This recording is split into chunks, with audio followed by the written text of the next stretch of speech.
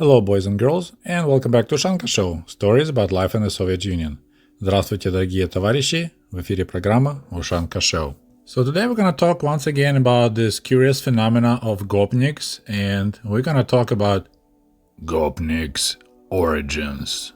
I hope you already watched my first video on this topic, why do Gopniki like to squat? Let me explain. And today we're going to look at the word Gopnik by itself and try to figure out where the heck did it come from?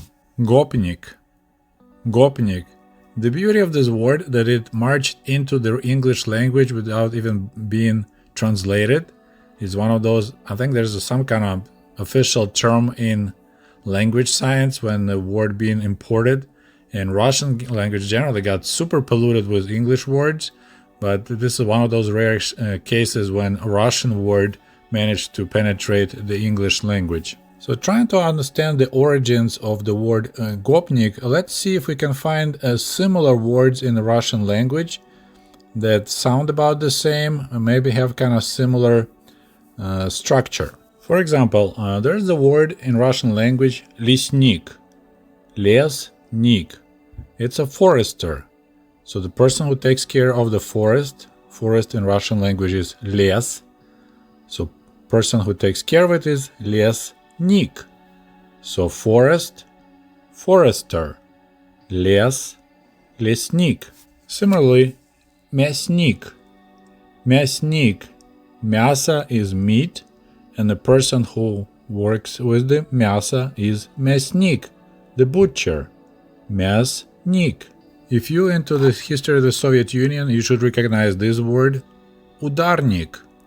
Udarnik. So udar means strike.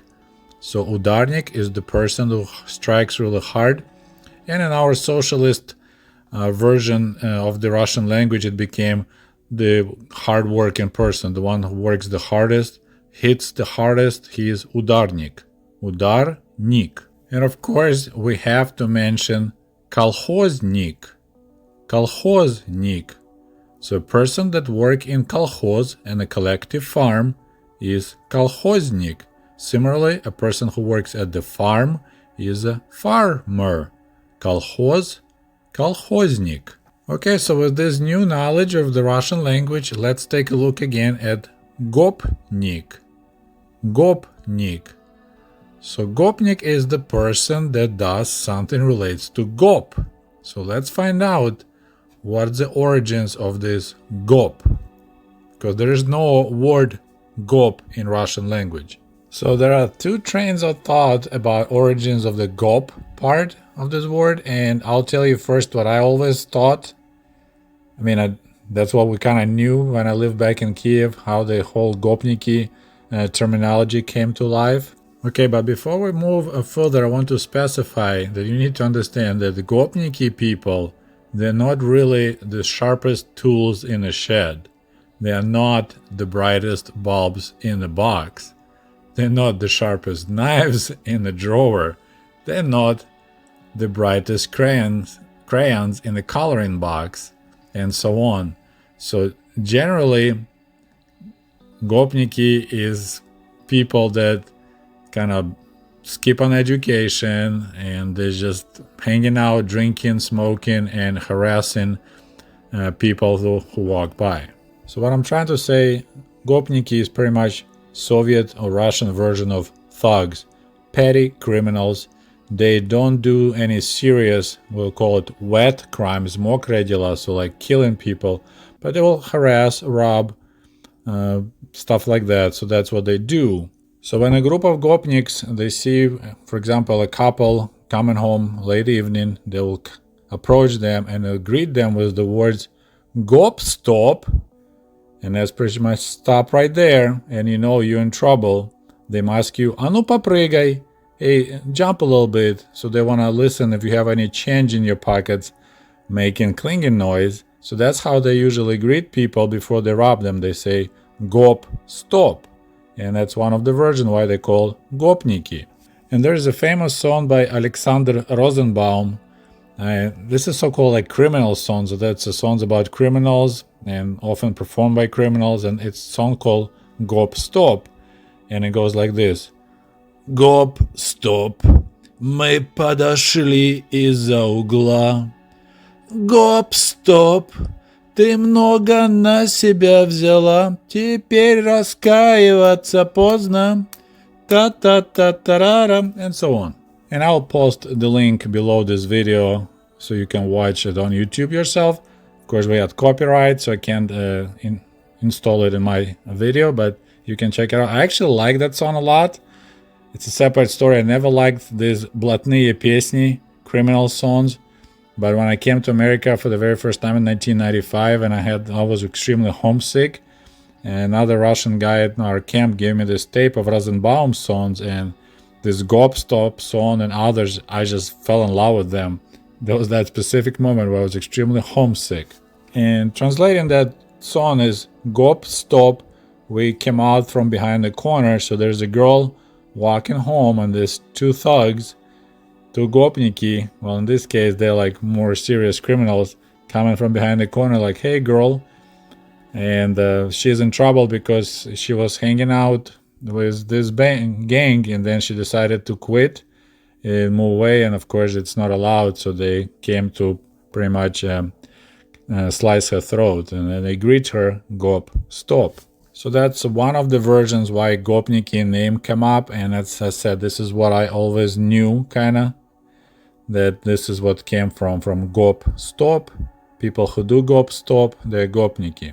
The second version of origins of Gopnik and Gop is, I hate to say it, more scientific, and it's actually more interesting.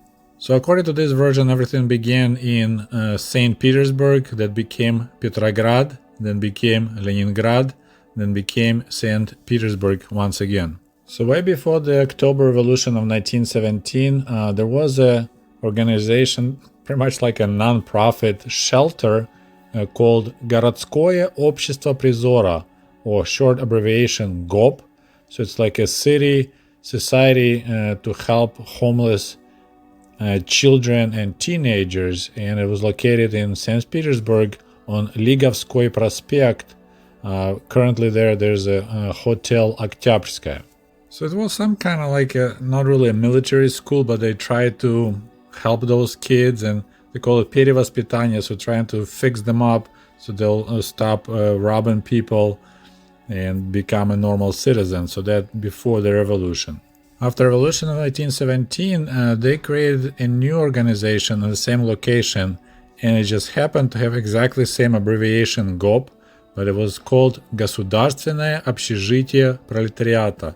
So it can be translated as the state dormitory for proletariat, for the workers. So it still provided shelter for the homeless teenagers, but the main purpose was to provide room and board for the what they call the migrant workers, people coming from the villages to work in the city, as well as for the unemployed local workers. So you have a lot of young people who have no jobs, no money, and they're pretty rough ones, and they come into one of the fanciest cities of Soviet Russia.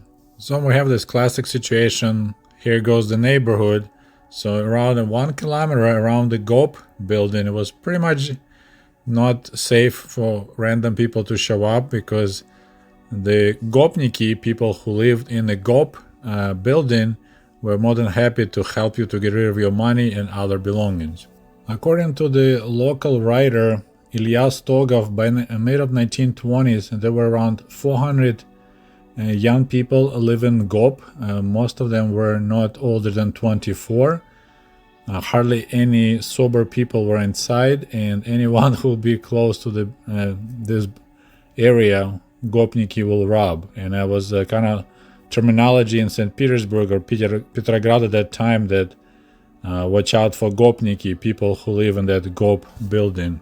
The place got shut down in 1926 after Gopniki from that building grabbed a 20-year-old girl that came from the village to work and dragged her into the nearby park, and over 40 Gopniki raped her, and actually they charged like anybody who wanted to join was 15 kopecks. She survived, but after that local authorities got real upset and they shut down this GOP organization, but Gopniki remained, And the word Gopnik survived. It actually became like a synonym for any petty criminal that harasses people, young petty criminals. So then it just started spreading all over the country and pretty much in every corner from Leningrad to Odessa. Everyone was calling these young thugs Gopniki. So here you are. Now you know the origins of the word Gopnik. I hope you enjoyed the video. Maybe learned something new. Your comments and likes always welcome. And we'll talk to you soon. До свидания. Goodbye.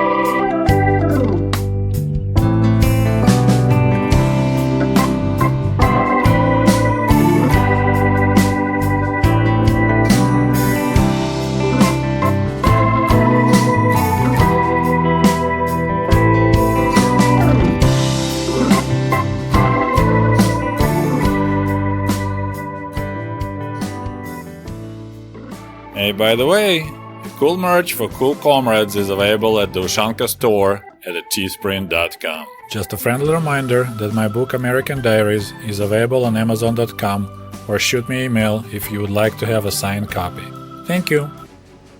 And if you love my channel and would like to show your support, please click on the link below this video and become the patron of the Ushanka Show. For as little as $1, you can help us grow and create the new, interesting videos about the life in Soviet